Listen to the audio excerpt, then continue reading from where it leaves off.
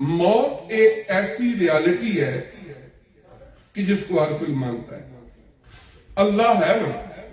اس کا وجود ہے، وہ ایگزسٹ کرتا ہے، لیکن بے شمار دنیا کے اندر وہ لوگ ہیں جو ایتھیسٹ ہیں، جو خدا کو ہی نہیں مانتے. اللہ نے اپنی نبیوں رسولوں کو بھیجا، وہ برحق ہیں، لیکن بے شمار ہیں جو ان کو نہیں ماننے والے. اور کتنی ایسی حقیقتیں ہیں اس دنیا کی کہ کچھ لوگ مانتے ہیں، کچھ اس کا انکار بھی کرتے ہیں. لیکن موت ان ریالٹیز میں سے ہے کہ جس بھی انسان کے ہوش و حواس برقرار ہے وہ اس کا انکار نہیں کر سکتا. اس کو یہ پتہ ہے کہ دنیا کی زندگی عارضی ہے اور موت ایک نہ ایک دن آنی ہے. البتہ موت کو مان لینا، موت کو یاد کر لینا، ایک آدمی جس کے دل میں ایمان کی رمق اور روشنی ہے، اور ایک وہ بندہ جو ایون خدا کو بھی نہیں مانتا لیکن موت کو وہ بھی مانتا ہے، اس میں زمین آسمان کا فرق ہوتا ہے. ان کا نظریہ موت کے بارے میں یہ ہوتا ہے کہ دنیا کی زندگی اتنی ہے جتنی ہے، ختم ہو گئی، اس کے بعد سارے معاملات ختم، آگے کچھ نہیں ہونے والا، بس ہم ڈیڈ ہو جائیں گے، ختم ہو جائیں گے. باڈی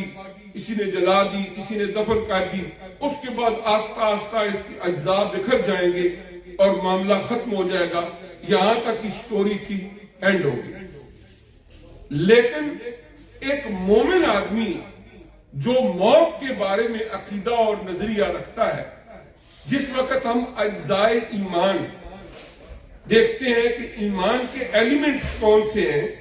ان میں سے ایک یہ ہے والبعث بعد الموت. مرنا تو ہے ہی،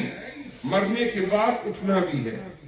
اور اٹھ کے پھر اس مالک حقیقی کی بارگاہ میں اس کے حضور پیش ہو کے اپنے کیے پر جواب دے دیا. یہ رسپانسبلٹی اور یہ آدمی کا جو اللہ کے حضور پیش ہو کے جواب دے ہونا ہے، یہ اتنی بڑی حقیقت ہے کہ اس کو انسانوں کو باور کرانے کے لیے اللہ نے ایک بڑا ہی مضبوط اور مربوط نظام قائم کیا.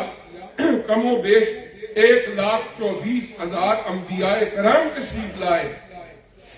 آخر میں آقا نامدار مرشد قلب و نظر حضور علیہ الصلوۃ والسلام کی تشریف آوری ہوئی، اور وہ انسانوں کو بنیادی طور پر مقصد تخلیق سے آگاہ کرتے ہیں کہ تم کون ہو،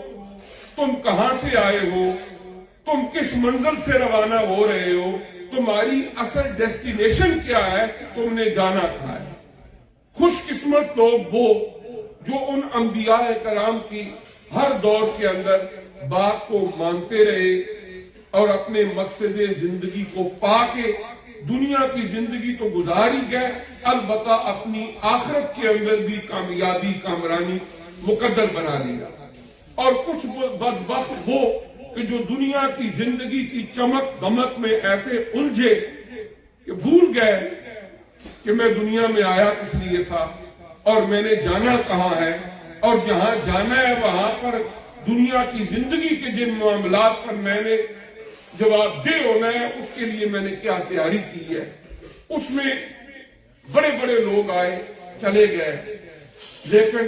خوش قسمت وہی ہیں کہ جنہوں نے انبیاء کرام کی تعلیمات کو پلے باندھا. اور ہمارے پیارے نبی صلی اللہ علیہ وسلم پر اللہ تعالیٰ نے قرآن عزیز کا نزول فرمایا. بحمد اللہ تعالیٰ وہ بھی محفوظ ہے، اور مکی دور کا جتنا بھی قرآن پاک کا حصہ نازل ہوا ہے وہ خاصا حصہ ہے، اس میں زیادہ تر انہی بنیادی عقائد توحید، رسالت اور آخرت کو ایمفسائز کیا گیا ہے. یہی چیز بتائی گئی ہے کہ اللہ ایک ہے، اس نے اپنے پیارے حبیب صلی اللہ علیہ وسلم کو بھیجا، اور خصوصی طور پر آخرت کا عقیدہ اس کو باور کرایا گیا کہ تم نے دنیا کی زندگی سے جب جانا ہے تو وہاں پر جا کے تمہارے ساتھ کیا ہوگا، پہلے ہی اس کو پریڈکٹ کر دیا گیا، اور پھر سارا کچھ بتا دیا گیا کہ تم نے قبر کی منزلیں جب طے کرنی ہے آگے جب جانا ہے وہاں پر کیا کچھ ہوگا، اس کے باوجود بھی اگر کوئی بندہ از خود اور جان بوجھ کر اپنے آپ کو اس سمت لے کر جائے کہ وہاں کی ذلت رسوائیاں اس کا مقدر بن جائے تو وہ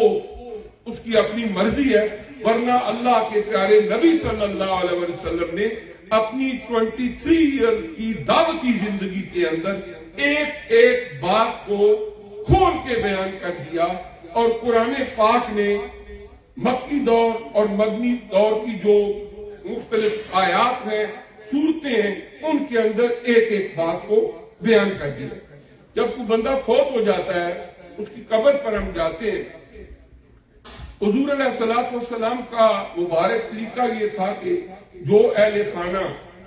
مرد حضرات سب سے پہلے مٹی ڈالتے ہیں، جب آپ صلی اللہ علیہ وسلم مٹی کی پہلی مٹھی اٹھا کے ڈالتے، قرآن کی آیت پڑھتے منہا خلقناکم، جب دوسری ڈالتے وفیہا نعیدکم، جب تیسری ڈالتے ومنہا نخرجکم تارۃ اخری۔ اگر اسی پر ہی آپ غور کر لیں، اس میں بھی ایک ہمارے لیے بہت بڑی عبرت کا سامان ہے کہ پہلی مٹھی جب اٹھائی ڈالی تو مٹی ہے نا، قرآن کیا فرماتا ہے منہا خلقناکم، کہ یہی وہ مٹی ہے جس سے ہم نے تمہیں تخلیق کیا۔ جب دوسری مٹھی ڈالی وفیہا نعیدکم، اور یہی وہ مٹی ہے جس میں ہم تمہیں واپس لوٹائیں گے، اور جب تیسری مٹھی ڈالی وَمِنْهَا نُخْرِجُكُمْ تَارَةً أُخْرَى، اور ان قریب ایک وقت آنے والا ہے اسی مٹی سے ہم تمہیں دوبارہ اٹھائیں گے۔